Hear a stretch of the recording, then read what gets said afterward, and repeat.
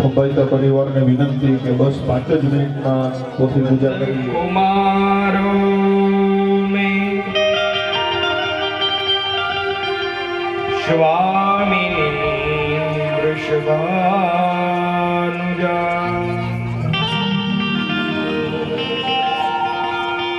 કૃતાર્થોહમ કૃતાર્થોહમ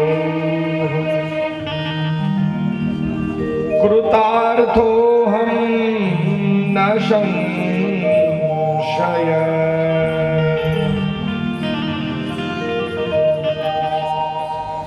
ચતુર્ભીશ્ચ સ્ત્રીભીસ્તથા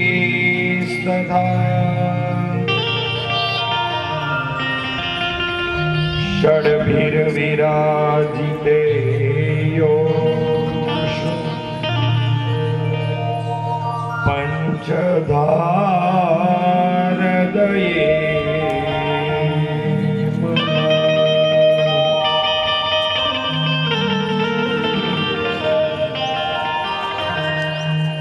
નમોસ્તુ તે વ્યાસ વિશાલ બુદ્ધે પુલ્લારવિંદાયત પત્રને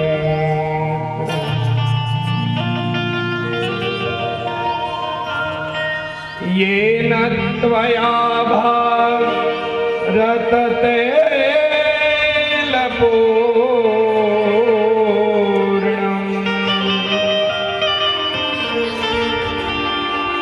प्रज्वालितो ज्ञानमया प्रदीप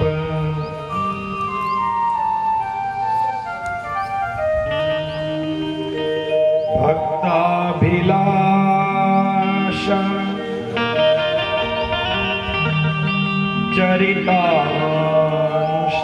चरितानुसारी दुग्धाभिचौर्ये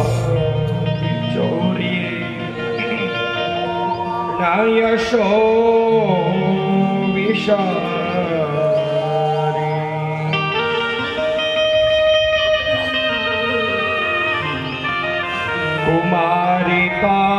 कुमारिकानन्दित घोषणारी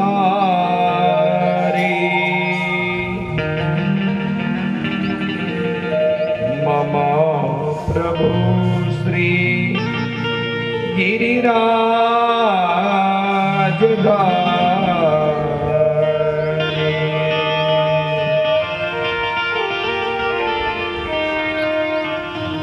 गुरुर्ब्रह्मा गुरुर्विष्णु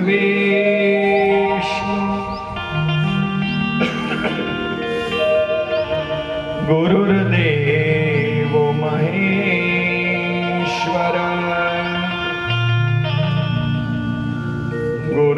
गुरुर्साक्षात् परं ब्रह्म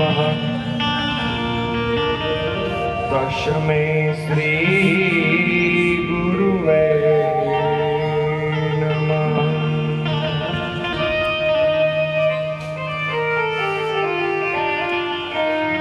बोलिए श्री बालकृष्ण लाल की जय। वल्लभाधीश की जय। श्याम सुंदर श्री यमुने महारानी की जय। गोवर्धन नाथ की जय। भागवत भगवान की जय। पितृनारायण देव की जय। ओम नमः पार्वती पतये।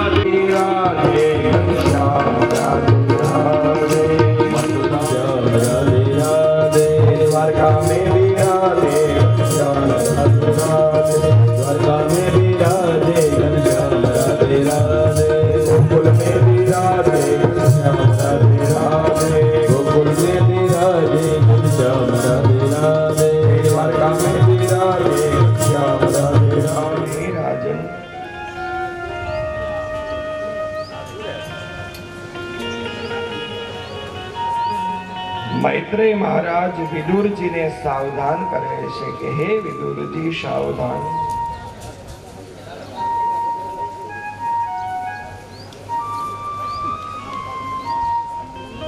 શ્રીમદ ભાગવત કથાના સપ્ત દિવસીય દિવ્ય મનોરથની અંદર ખંભાઈતા પરિવારને આંગણેલા પધારેલા તમામ ભક્તજનોને, રાધા કૃષ્ણના સ્વરૂપની અંદર વધારેલા તમામ ગ્રામજનોને વ્યાસપીઠ ઉપરથી મારા આપ સર્વને જય શ્રી કૃષ્ણ, જય શ્રી રામ.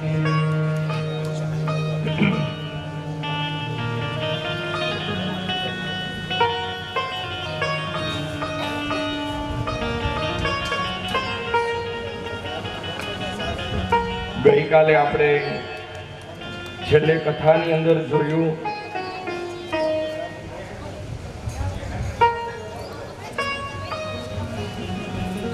ચતુર્થ સ્કંદની કથા ચાલે છે.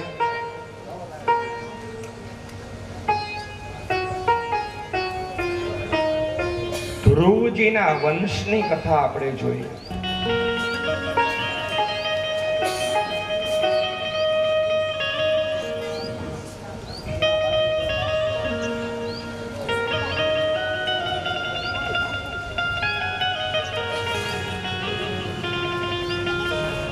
આજ વંશની અંદર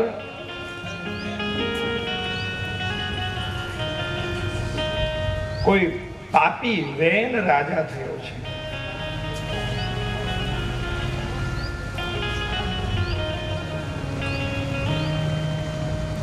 પોતાને બે હાથ તો હતા પણ બે હાથ લાકડાના બનાવ્યા.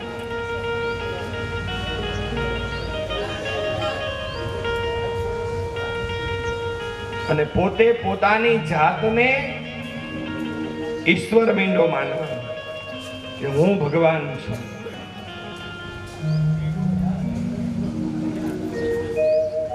ગ્રામજનોને એમ કહે કે હે ભાઈઓ, તમે આ બધું કૃષ્ણને અર્પણ કરો છો, એ કૃષ્ણને અર્પણ ન કરો.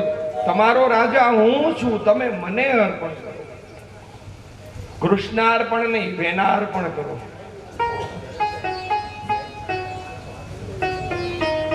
માણસને દેવ થઈને પૂજાવવું બહુ ગમે છે. જોજો,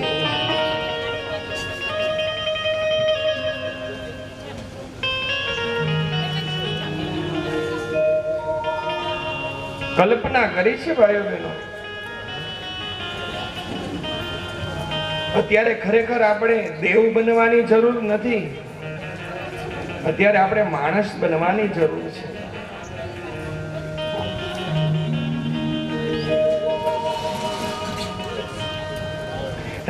એમાં કોઈ ચાંદલો ચોખા કરીને હાર પહેરાવે ને તો મનમાં તો મંદરથી ફૂલાતો હોય, મારા જેવું જ કોઈ નહીં. રેવા દે જીવ.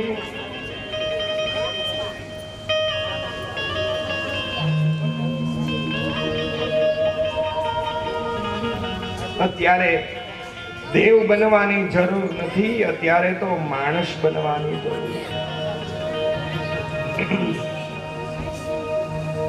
દેવ તો આપણે એક દી થઈ જ જવાના છીએ. આપણે ગુજરી જાશું ને પછી પાછળથી છોકરાઓ મેલામાં લખશે અમારા બાપા કે અમારા માજી દેવ થઈ ગયા. ત્યારે માણસ બનવાની જરૂર છે.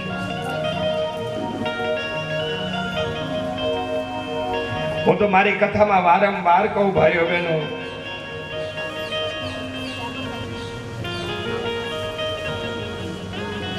કે મારી કથા સાંભળ્યા પછી કથા પૂરી થાય પછી તમારે કથાકારને દક્ષિણા દેવી પડે ને, ખાવજી. તો હું તો મારી હરેક કથામાં વ્યાસપીઠ ઉપરથી કહું કે ભાઈઓ બહેનો, તમારા તરફથી મોટામાં મોટી દક્ષિણા છે ને મને એ આપજો કે કુટુંબની અંદર ક્યાંય પણ ખૂણે ખાંચકે કુટુંબ પ્રત્યેની લાગણી દુભવાતી હોય, તમને જ તમારા કુટુંબ પ્રત્યેની લાગણી દુભવાતી હોય ને, તો એ લાગણી એ તમારા પિતૃઓના ચરણમાં અર્પણ કરી દેજો. કુભાવ કુટુંબમાં ક્યાંય રાખતા નહીં. પછી 2 પેઢી 3 પેઢી 4 પેઢી સુધીમાં તમારા જેટલા ભાઈઓ પરિવાર છે સતત પોતાના છે, તમારા તરફથી મળતી મને મોટામાં મોટી દક્ષિણા એ હશે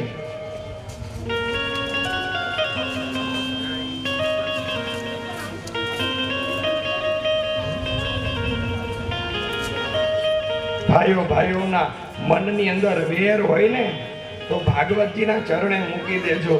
બસ ભગવાન, હવે આટલી જિંદગી અમે વેર ભાવથી બધું ભેજા છીએ, બધું હવે ભગવાન તને અર્પણ કરી દઈશું. હવે તો અમારા કુટુંબને પ્રેમ કરવો છે.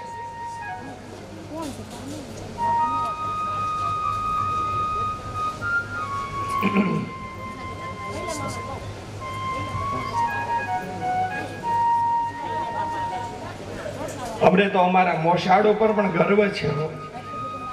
અમારા ખંભાઈતા પરિવાર ઉપર અમને ગર્વ છે. કુટુંબની એકતા અમે જોઈએ ને તો અમારી આમ છાતી ગજગજ ફૂલે.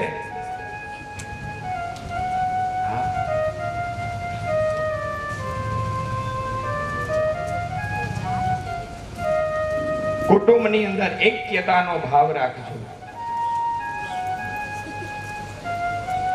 સત્તા, સંપત્તિ, પૈસો ને આ બધી વસ્તુ ગૌણ છે. એ બધું કાંઈ આપણે હારે લઈ જવાના નથી. બધું આઈન પડ્યું રહેવાનું છે. કઈ સાથે લઈ આવ્યા નથી ને કાંઈ લઈ જવાના નથી.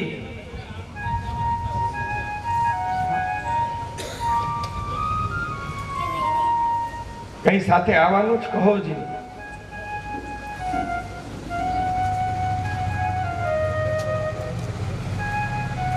હા, અને તમારા ઉપર કઈ લઈ જવું તો મને વાંધોય નથી હો. પછી એમ ન કેતા ભાણુબા તમે ના પાડી ને એટલે અમે ન લઈ ગયા. બાકી તમારે ગાડી, બંગલો, ખેતર ને હા બધું લઈ જવું હતું, પણ તમે ના પાડી. કઈ આવ્યું નથી ને કાંઈ લઈ જવાના નથી. કુટુંબ પ્રત્યેનો ભાવ, કુટુંબ પ્રત્યેની લાગણી હશે ને ભાઈઓ બહેનો, ઈશ્વર એની ઉપર અવિરત કૃપા વર્ષાવશે. અને અમે એવા દાખલાઓ પણ જોયા છે. જે કુટુંબની અંદર સંપ હોય ને ભાઈઓ બહેનો, ઈશ્વર ન્યા વસે છે.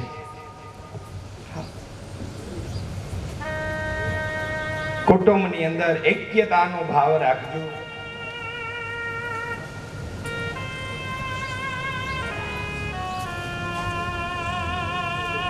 આ મેં કર્યું ને આ મારું હતું ને આ મારું છે ને આ તારું નથી ને આ બધી ભાવનાઓ ઈશ્વરને ચરણે મૂકી દેજો. તમે અમારા છો, તમે મારા છો.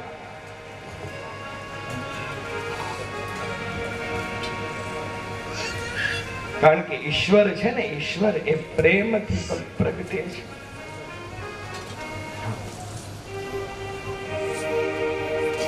કુટુંબની અંદર એક્યતા જોવે ને ઈશ્વર,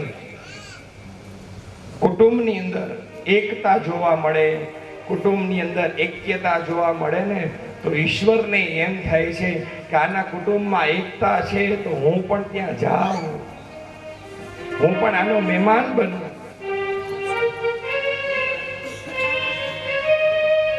અને તમે ઇતિહાસના પાના તપાસી લેજો. જ્યાં જ્યાં કુટુંબની એક્યતા હશે ને ત્યાં ઈશ્વર ગયા છે.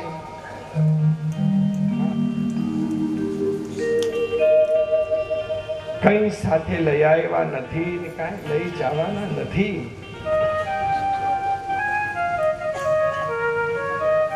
અમારો એક વિદ્વાન તો એમ કહે છે ભાઈઓ બહેનો કે માણસનો જન્મ છે ને એ બંધ મુઠ્ઠીએ થાય છે અને એ મુઠ્ઠી પણ છેલ્લે ખુલ્લી કરીને જતો રહે છે.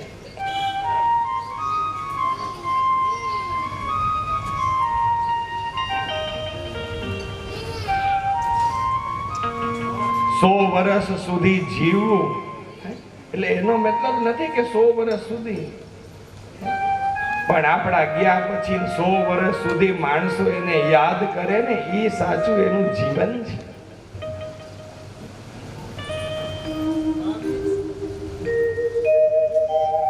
એ એના જીવનની સફળતા. હું તો અહીંયા આવ્યા પછી આજે 4થો દિવસ છે. હું સતત એ મારું માર્ક હોય છે કે સતત આ મારો ખંભાઈતા પરિવાર છે ને એના પિતૃઓને યાદ કરી કરી અને જે વિતાવેલા ક્ષણો છે ને એને વાગોળે છે. એ એના જીવનની સફળતા. હજી તમે એને યાદ કરો છો, એની સફળતા છે. જાજુ જીવવું એનો 100 વર્ષ જીવવું એટલે એવું નહીં. 100 વર્ષ જીવવું એટલે આ. સ્વામી વિવેકાનંદજી 32 વર્ષની ઉંમરે ધામમાં જતા રહે, પણ આજ માણસો સ્વામી વિવેકાનંદજીને યાદ કરે છે. જો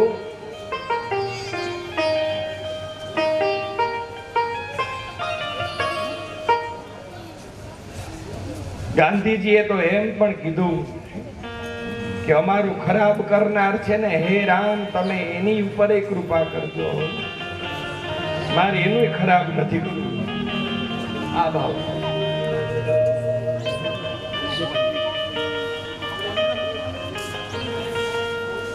ગૌતમ બુદ્ધ જો એ એક માણસે ગૌતમ બુદ્ધ ના ચરિત્ર ઉપર થૂક ઉડાડ્યું. ભગવાન ગૌતમ બુદ્ધ ના ચરિત્ર ઉપર થૂક ઉડાડ્યું. એના બધા જે સેવક ગણો હતા ને એને મારવા તૈયાર થયા. ભગવાન બુદ્ધ તમારી ઉપર, તમારા ચરિત્ર ઉપર કઈ કરો માં જવા દો. ઓલો માણસ જતો રહ્યો. થોડોક આગળ ગયો ને તેને પસ્તાવો થયો, ઓહો મારાથી તો ભૂલ થઈ હો, મેં આ નાના જીવન ચરિત્ર ઉપર મેં થૂક ઉડાડી. આવીને ભગવાન બુદ્ધને શરણે ગયો. ત્યાં તો એના સેવક ગણો હતા ને, હે બુદ્ધ ભગવાન આને માફ નો કરતા, ઓલો જ છે, આ ઈ ગયો તો ને થૂક ઉડાડીને ઈ જ છે.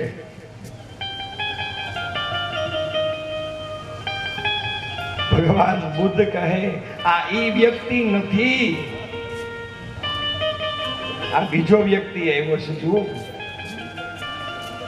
ઈ માણસ જ્યારે ચરિત્ર ઉપર થૂક ઉડાડીને ગયો ને ત્યારે ઈ અહંકાર લઈને ગયો તો અને ઈ પશ્ચાતાપ કરીને આવ્યો છે, એટલે આ શુદ્ધ થયો છે. ઈશ્વર બનવાની જરૂર નથી, મોટપણાની જરૂર નથી, હંમેશા નાના બનવું. અને ભાઈઓ બહેનો, જે નાનપમાં મજા છે ને એ મોટપમાં નથી હો.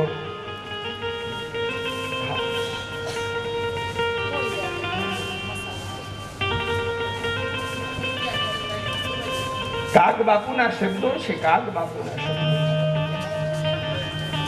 મોઢે બોલું માં તો મને મારું હાચે નાનપણ સાંભળે, અને પછી હવે આ મોટપની મજા કડવી લાગે કાગડા. નાના બનો. આશીર્વાદની અપેક્ષા રાખતા હોય ને ભાઈઓ બહેનો, તો હંમેશા નાના બનીને રહો. કોઈથી કોઈ એવું સાંભળ્યું કે ઓલા મોટા છે ને એને આશીર્વાદ મળ્યા? આશીર્વાદ હંમેશા નાના ને મળે. પણ મેન તમે જીવન જીવવામાં કંઈક ભૂલો કરી છે.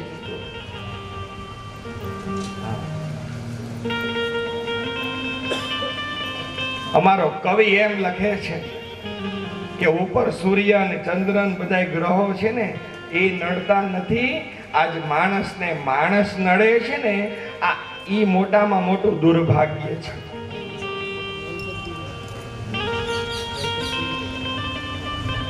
માણસને માણસ નડે, બીજું કઈ ગ્રહો ન નડે.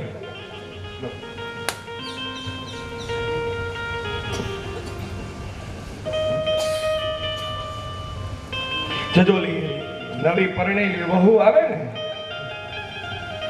નવી પરણેલી વહુ આવે એટલે વરમાં હોય ને એ નવી વહુના પોખણા કરે ને, આવી આમ ચૂંદડી ખંભે નાખે, આ ચૂંદડી છે માનજો, પછી આમ લાજ કાઢી હોય અને ઓલા પોખણિયા લે ને, અહીંયા તમારી એક કડતાલું છે પોખણિયા જેવી જ છે, પછી આમ ચૂંદડીમાં ઢાંકે, પછી આમ ઉતારે. ઓલી નવી આવેલી વહુ હોય ને એની સ્થિતિ કેવી હોય ખબર છે? એ આમ અડધી લાજ કાઢીને ઊભી હોય અને આવી રીતે આમ નીચું જોઈને ઊભી હોય અને નજર આમ ઊંચી કરીને ઊભી હોય.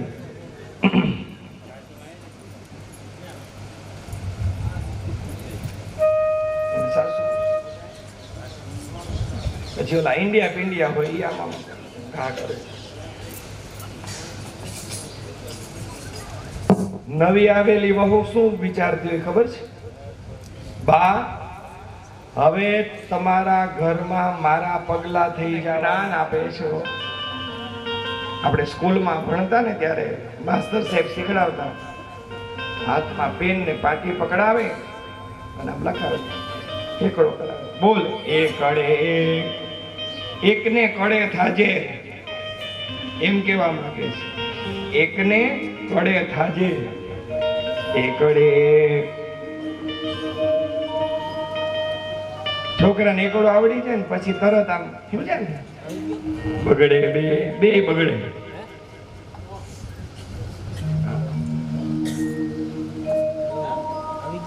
પછી આપણે આપણા માવતરની સેવા કરી હોય ને તો આપણા છોકરા આપણી સેવા કરવાના જ છે. પણ આપણે આપણા માવતરને હળધૂત કર્યા હોય પછી ઓની ઘરે છોકરા થાય તો ઈ એમ કે તમે તમારા માવતરને થોડા રાખ્યા હતા, તમે તમારા માવતરને રાખીએ, પછી તગડે. 3 થયા પછી તગડે તગડે. આ કોણ નડ્યું કહો?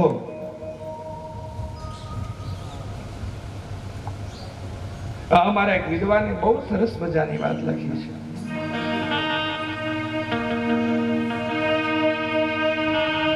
માનવ નડે છે માનવીને, મોટું કહેવા માંગુ છું.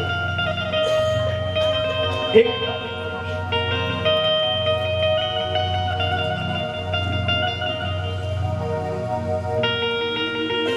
આ પાપી વેન રાજાને ભગવાન થઈને પૂજાવું છે. અને અભિમાની માણસ છે ને, અભિમાની માણસ એ ક્યારે કોનો અપરાધ કરે ની એને ખબર ન હોય. દુર્વાસા આદિ સમર્થ ઋષિ મુનિઓ યજ્ઞ કરે છે અને ત્યાં જઈને કે હે ઋષિ મુનિઓ, આ યજ્ઞ કરો માં, આ મોંઘા માયલા જવતલ ઔષધિ શું આ બધું હોમવાનું છે અને તમે શું આ બધું કૃષ્ણને અર્પણ કરો છો? તો હું તમારો રાજા છું, તમે મને અર્પણ કરો. હા, બધા સંતોથી તો સહન થયું પણ અમારા દુર્વાસા બાપજીથી સહન ન થયું. મૂર્ખા, તું તારી જાતને માંડો જ ભગવાન માનવા હે.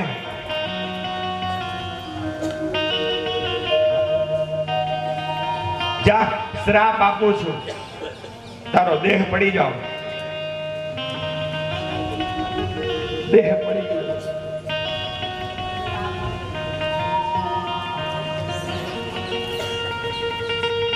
હવે પ્રજા છે એ રાજા વિનાની બની એટલે પ્રજા દુખી થવા લાગી. હવે શું કરવું? ભલે એક કામ કરો, એ બેન રાજાનું પાપ હતું.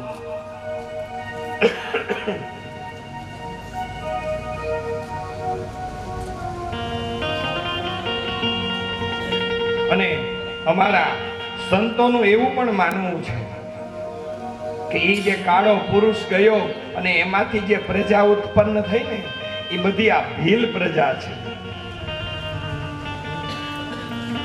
આપણે જે ભીલ પ્રજા ઉપર વાતો થતી હતી,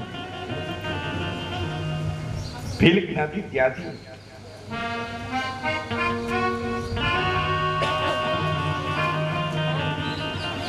ફરી પાછું મંથન કર્યું છે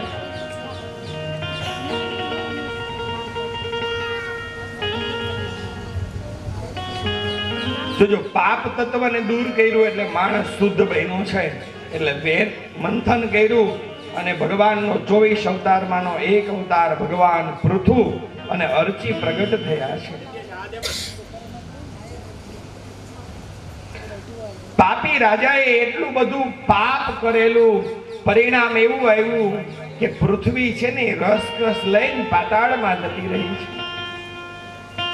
ગમે એટલું વાવો ને તો ધરતી ફળ નથી આપતી. સંતોએ આવીને કીધું પૃથુ રાજાને, હે મહારાજ પૃથુ, તમે આ ધરતીનું દોહન કરો તો આ ધરતી છે એ રસકશ આપશે. અને પૃથુ રાજા હળની સાથે જોડાણા છે અને આ ધરતીનું દોહન કર્યું. ત્યારથી ધરતીનું એક નામ પડ્યું છે પૃથ્વી.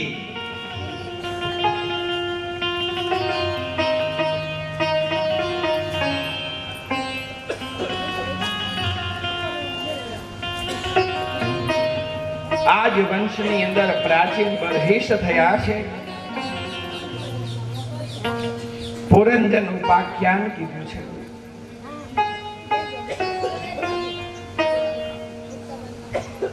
પુરંજન એટલે જીવ, યાદ રાખજો.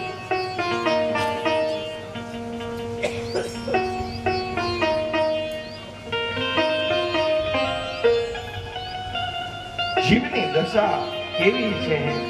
પૃથ્વી ઉપર જન્મ ધારણ કરે અને પરિણામ એવું મંડે માનવા કે આ બધું મારું છે, મેં કર્યું, હું કરું એ જ અજ્ઞાનતા અને શકટના ભાર જે શ્વાન.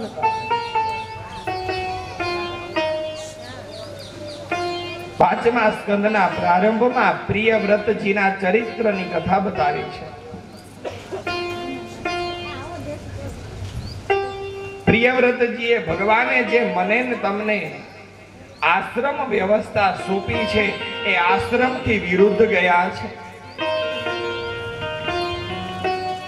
ભગવાને મને ને તમને જે 4 આશ્રમ આપ્યા છે ને, બ્રહ્મચર્ય આશ્રમ, ગૃહસ્થ આશ્રમ, વાનપ્રસ્થ આશ્રમ અને સંન્યાસ આશ્રમ, ખરેખર એ રીતે જીવવાનું છે. પણ પ્રિયવ્રતજીએ શું કર્યું છે કે બોલે મારે આ સંસારમાં ભાગ લેવો નથી, મારે તો વૈરાગી બનવું છે.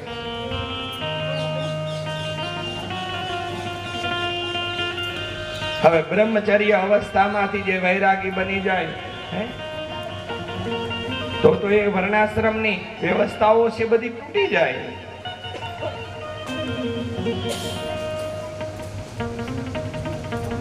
ઇન્દ્ર રાજાએ જયંતીને મોકલી છે. પ્રિયવ્રતજી પાછા આવ્યા છે.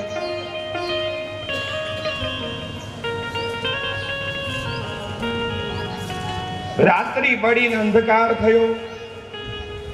હવે ત્યાં પણ જોજો વિરુદ્ધ દિશામાં ચાલ્યા છે પ્રિયવ્રતજી. બોલે મારા રાજ્યમાં અંધકાર? અરે હું તો ગામનો રાજા છું, મારી પ્રજાને અંધકારમાં ન જોઈ. પ્રિયવ્રતજીએ શું કર્યું કે મોટો દિવ્ય રથ તૈયાર કર્યો છે, સૂર્ય પ્રકાશિત જેવો, અને પૃથ્વી ઉપર માંડ્યો છે ફરવા. પરિણામ એવું આવ્યું કે આખી પૃથ્વી ઉપર કાચો પ્રકાશ થયો છે.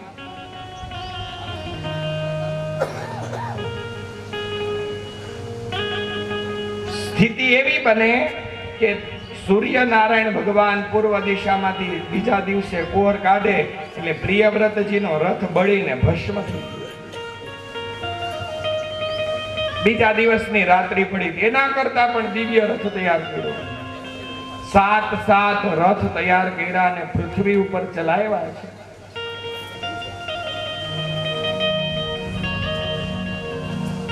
પ્રજા સુખી થવાને બદલે પ્રજા દુખી થવા લાગી છે. જેમ માણસને પ્રકાશની જરૂર છે ને, એવી જ રીતે માણસને અંધકારની પણ જરૂર છે. જેમ માણસને દિવસની જરૂર છે એમ માણસને રાત્રિની પણ જરૂર છે. પ્રકૃતિની વિરુદ્ધ હું ને તમે જાશું તો તકલીફ થવાની જ છે.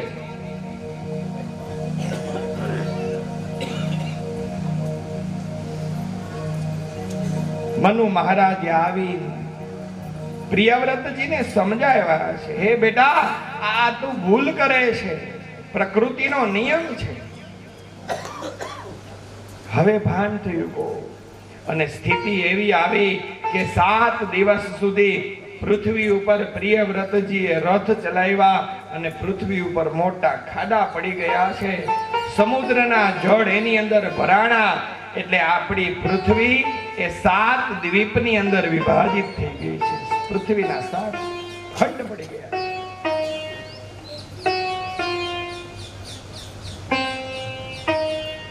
આ જ વંશની અંદર નાભી રાજા અને મેરુ દેવી થયા છે. નાભી રાજા અને મેરુ દેવી એ ભાગવતજીની અંદર વર્ણન છે કે 100 યજ્ઞ કર્યા છે. શું કામે? તો કે જગતનું કલ્યાણ થાય.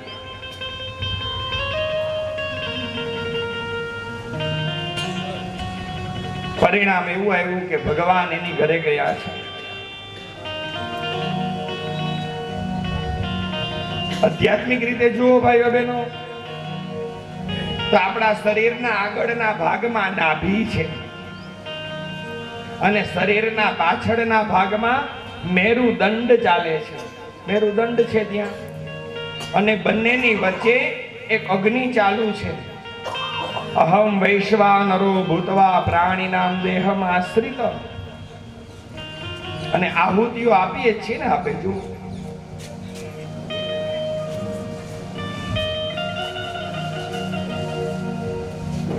આપણે આહુતિ આપીએ છીએ એ માત્ર ને માત્ર આપણા કલ્યાણ પૂરતી. જ્યારે અમારા સંતો આહુતિ આપે છે ને એ જગતના કલ્યાણ માટે આહુતિ આપે છે, પોતા માટે નહીં, બીજાને ખવડાવે છે.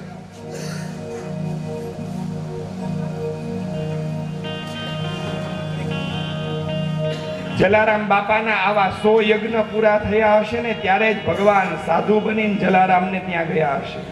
એને બીજાને ખવડાવ્યું છે, એને સંગ્રહ નથી કર્યો.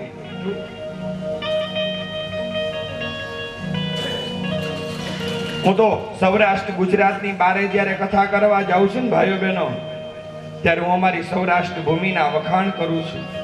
આવો, અમારા સૌરાષ્ટ્રમાં જે વસ્તુ છે ને એ સૌરાષ્ટ્ર ગુજરાતની બારે નથી. અમારા સૌરાષ્ટ્રનો રોટલો છે ને મોટો છે.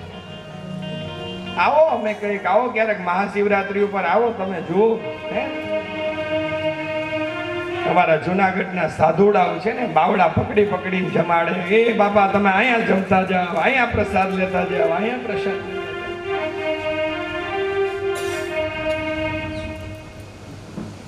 આ તત્વ છે, બીજાને જમાડવું બસ.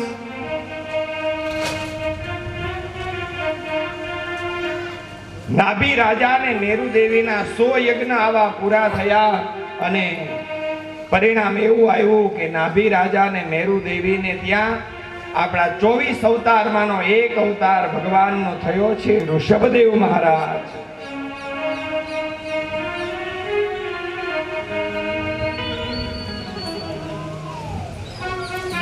અને આ ઋષભદેવ મહારાજ એ આપણા 24 અવતારમાંનો એક અવતાર અને જૈન લોકોના પેલા વેલા તીર્થંકર કહેવાના.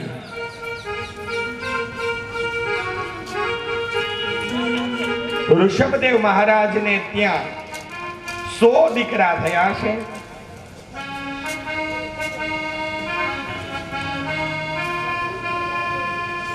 અઠ્યાસી દીકરા એ સિદ્ધ કહેવાના,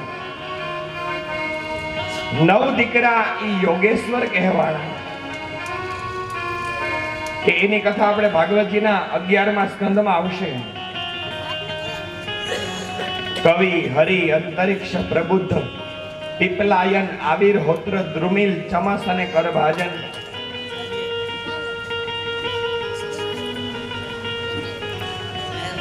સૌથી જે મોટા દીકરા છે એ દીકરાનું નામ છે ભરત.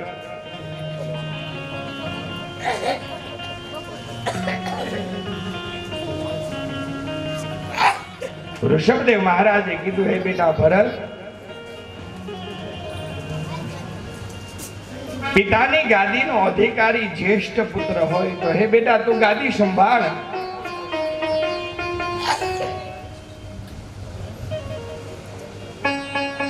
ના પાડી છે, નહીં બાપુ, મારે ગાદી સાથે મોહ નથી, મારે તો વિરક્તિને ધારણ કરવી છે.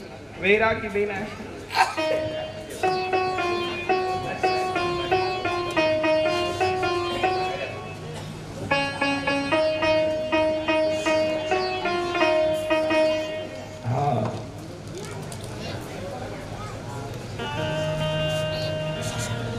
વિરક્તિને માર્ગે ગયા.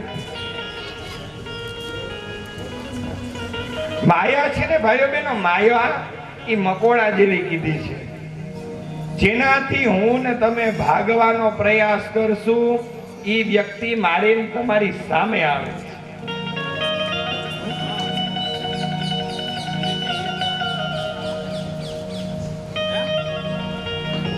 ક્યારેક ક્યારેક વિચાર કરજો, હું જે કહું ને આ બધું અનુભવ કરજો ક્યારેક જીવનમાં. સાંજે છે ને મનમાં એક સંકલ્પ કરવો કે ફલાણા ભાઈનો ફલાણા બેનનું મોઢું જોઈ છે ને તો આપણને આખો દિવસ ખરાબ જાય છે. હે ભગવાન, કાલ એનું મોઢું ન દેખાડતા. અને બીજે દિવસે સવારમાં ઈ જ આવીને કહે છે જય શ્રી કૃષ્ણ. જેનાથી હું ને તમે ભાગવાનો પ્રયાસ કરશું એ વસ્તુ મારીને તમારી સામે માયા ને મકોડા. જો મકોડો છે ને, મકોડો એ તમારી સામે આવતો હોય તો તમે આંગળીથી આમ આઘો કરજો તો વધારે સ્પીડમાં તમારી સામે આવશે.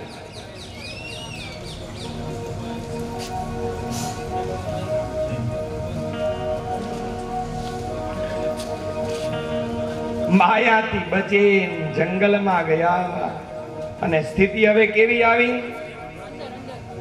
ગંડકી નદીનો કિનારો છે, આશ્રમની અંદર ભગવાનનું ભજન કરે છે, કોઈ હરણી સગર્ભા છે, સિંહ વાઘ આદિ રાની પશુઓ ત્યાં રહે છે. સવારનો સમય થયો. ભરતજી ગંડકી નદીના મધ્યમાં બેસી ભગવાન સૂર્યનારાયણને અર્ઘ્ય આપવા જાય અને એમાં સિંહની ત્રાડ સંભળાણી અને હરણીના જે સગર્ભા હતી એને થયું કે મારા પ્રાણ જતા રહેશે, એટલે હરણીએ છલાંગ લગાવી. જેવી હરણીએ છલાંગ લગાવી અને હરણીને પ્રસવ થયો અને હરણીનું બચ્ચું એ ગંડકી નદીમાં પડ્યું છે. હરણી સામે કિનારે પડીને મૃત્યુ પામી છે. ઓલું હરણીનું બચ્ચું તણાતું સૂર્યનારાયણ ભગવાનને અર્ઘ્ય દેતા ભરતજીના હાથમાં આવ્યું છે. ઓહો, આમ નજર કરે, આ તો બચ્ચું પાણીમાં તણાય છે.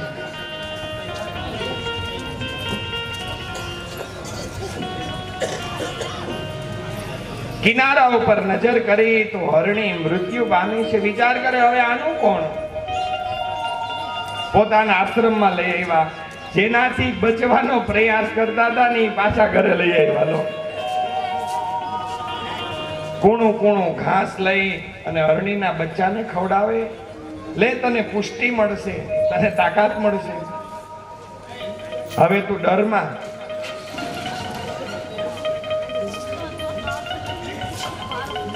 હવે હરણીનું બચ્ચું ધીમે ધીમે મોટું થયું. હરણીના બચ્ચાનું ભાગવતજીમાં નામ નથી, પણ અમે એને મૃગરાજ કહીએ છીએ.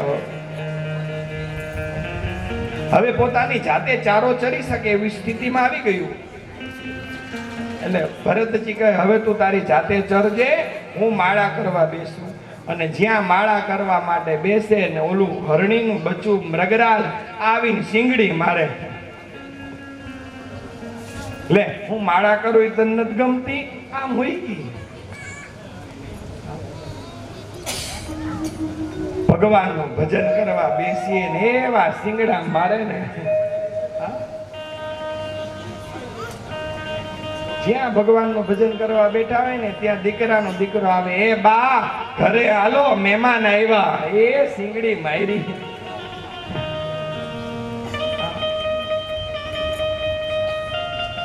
દાદા હાલો ને ઘરે મહેમાન આવ્યા. ખરેખર દાદાને ને બાની જરૂર જ ન હોય, પણ દાદી માઈ છે ને એ ઓલી તિજોરીની ચાવી કેડે લટકાવીને આવ્યા હોય, જરૂર એની છે.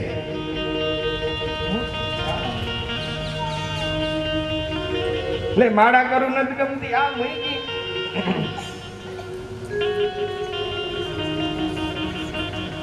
મારો મૃગરાજ, મારો મૃગરાજ. અને ત્યાં શબ્દ લખ્યા ને ત્યાં તો પાલીતાણાનો સ્ટેટ રાજા. અરે આવતાને રાજ દરબારમાં બોલાવો. સતાર સાહેબને દરબારમાં હું તમને ફરમાન કરું છું કે તમે જ્યાં પદ ગાવ છો ને ગાવ, તારી સામે ગાવ. એનું બને તમારા ખોડે તો નો જ ગાવ. તું રાજા છે તો હું રાજા છું. ફાંસીની સજા દઈ દઈશ, ઈ મંજૂર છે, પણ ન ગાવ એટલે ન ગાવ. આ દાસ સતાર સંત કુદરતને ઘોડે મૂકી દ્યો અને પાછા કુદરત હાથમાં ગેડી લઈ અને ઠાકોરજીને સંબોધીને બોલ્યો, દાસ સતાર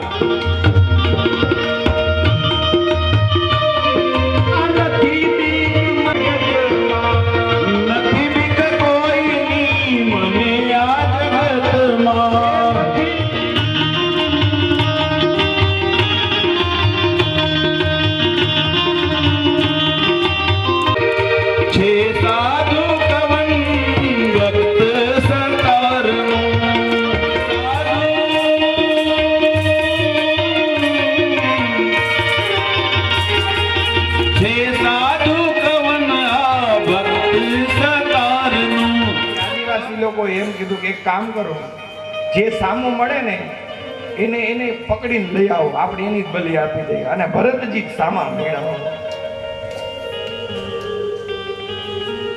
ભરતજીને અનેક પ્રકારના મિષ્ઠાનો જમાડ્યા છે. તિલક કરવામાં આવ્યું, પુષ્પનો હાર પહેરાવવામાં આવ્યો. અને માતાજીને જ્યાં બલી આપવા જાય, ભરતજી મનમાં વિચાર કરે કે હે માં, મને તારા ચરણમાં લઈ લેજો. આજ મારું જીવન તારા ચરણમાં હું સમર્પિત કરી દઉં છું. અને જ્યાં આદિવાસી ખડગ મારવા જાય ત્યાં તો માં ભદ્રકાળી મૂર્તિ ફાડીને પ્રગટ થઈ માં જોગમાયા. એક હાથમાં ખડગ લીધો, એક હાથમાં ત્રિશૂલ લઈ અને બધા આદિવાસીઓને પકડી માર્યા છે.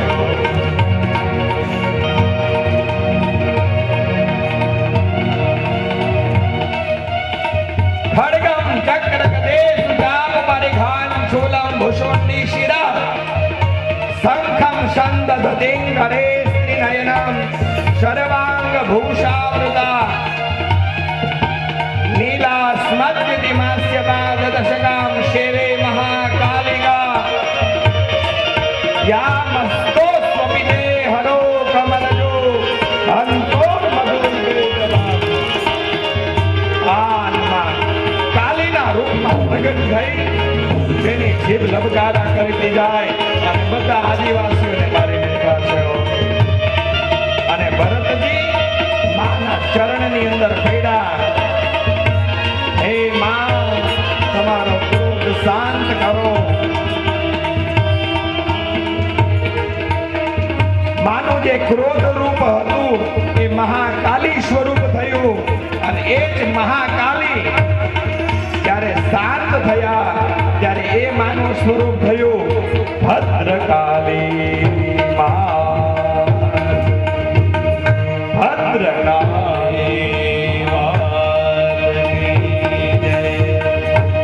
મહાકાલી છે ને એ માનું રૌદ્ર સ્વરૂપ છે. અને એ જ મહાકાલીનું સૌમ્ય સ્વરૂપ એટલે ભદ્રકાલી છે. અમદાવાદની અંદર ભદ્રકાળી માતાજીનું મંદિર છે. એ સૌમ્ય સ્વરૂપ છે, દર્શન કરજો કોઈ મુમુક્ષો હોય તો. હે માં, તે મને શું કામ બચાવ્યો? માં, મારું જીવન તારા ચરણમાં સમર્પિત કરી દીધું હોત તો મારે હવે નથી જીવવું. અરે બેટા, તું તો ભક્તની બુનિયાદ છો, તારે હજી જીવવાનું છે. તારે તો હજી કેટલાયનો ઉદ્ધાર કરવાનો છે. માને વંદના કરી અને પોતાના નગર તરફ જ્યાં પ્રયાણ કરે, અને એ જ સમયે રહુગણ રાજા ભગવાન કપિલના આશ્રમની અંદર જ્ઞાન લેવા માટે નીકળ્યા છે. 4 જણાએ પાલખી ઉપાડી છે અને રહુગણ રાજા એમાં એક પાલખી ઉપાડવા વાળો એ બીમાર પડ્યો છે. કોનાથી પાલખી ઉપડે શકીએ એવી સ્થિતિ નથી. રાજાએ કીધું એક કામ કરો, ગામની અંદર કોઈ હૃષ્ટપુષ્ટ માણસ હોય તો એને કહો આપણી મદદ કરે, આપણે એને પુરસ્કાર આપશું. ભરતજી જ સામા મળ્યો. એલા મદદ કરીશ? બોલો કે મદદ માટે જ મારો જન્મ થયો છે. માતાજીએ મને કીધું તારે બધાની મદદ જ કરવાની. રહુગણ રાજાની પાલખી ખંભે લીધી, ચાલતા થયા. રસ્તામાં કેડીઓની હાર જોઈ છે. ભરતજી મનમાં વિચાર કરે, આ ન્યાય નો કહેવાય. એક જીવને મારા પગની નીચે કચડું અને એક જીવને મારા ખંભે ઉપાડું. આ ન્યાય નો કહેવાય, આ અન્યાય કહેવાય. ભરતજીએ છલાંગ લગાવી અને પરિણામ એવું આવ્યું, પાલખી નીચે પડી. રહુગણ રાજા નીચે પડ્યા છે. રહુગણ રાજા પાલખીમાંથી બહાર નીકળી મોટો દંડ લઈ અને ભરતજીને માંડ્યા છે મારવા. ધડાધડ મારે છે. જેમ જેમ મારે ને ભરતજી હસવા લાગ્યા છો. રહુગણ રાજા ગેલા ગાંડા, તને મારું છું તને લાગતું નથી? અને ભરતજી જે શબ્દ બોલ્યા છે, હે રાજન, તું આ શરીર રૂપી ભરતને મારે છે તો શરીર રૂપી ભરતને લાગે નહીં, કારણ કે તો પંચ મહાભૂતનો પિંડો છે. પૃથ્વીને મારો તો ન લાગે, પાણીને મારો તો ન લાગે, અગ્નિને મારો તો ન લાગે, પવનને મારો તો ન લાગે, પંચ મહાભૂતનો પિંડો છે.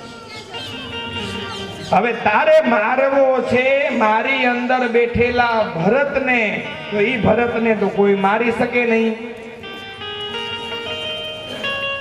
નૈનમ છિંદંતી શસ્ત્રાણી નૈનમ દહતી પાવ. એને શસ્ત્ર મારી ન શકે, અગ્નિ બાળી ન શકે, પાણી ડુબાડી ન શકે.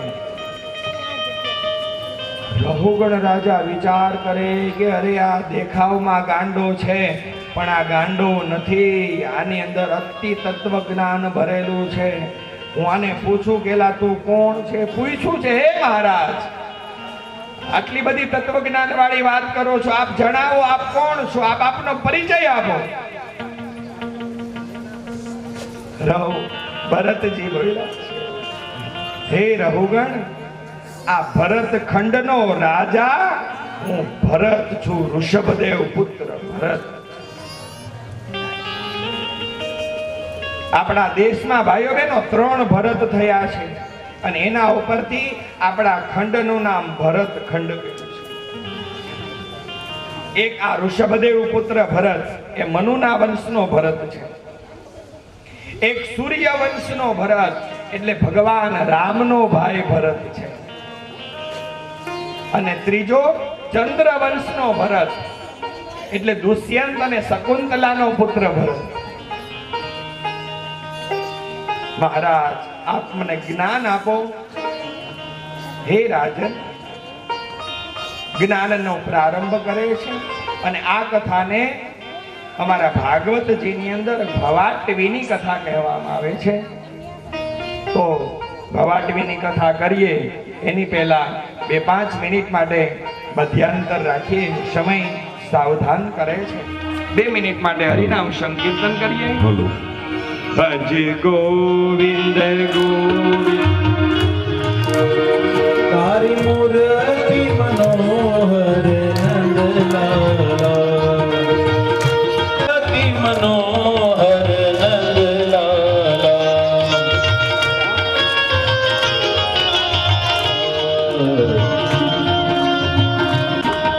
ભજ ગોવિંદ ગોવિંદ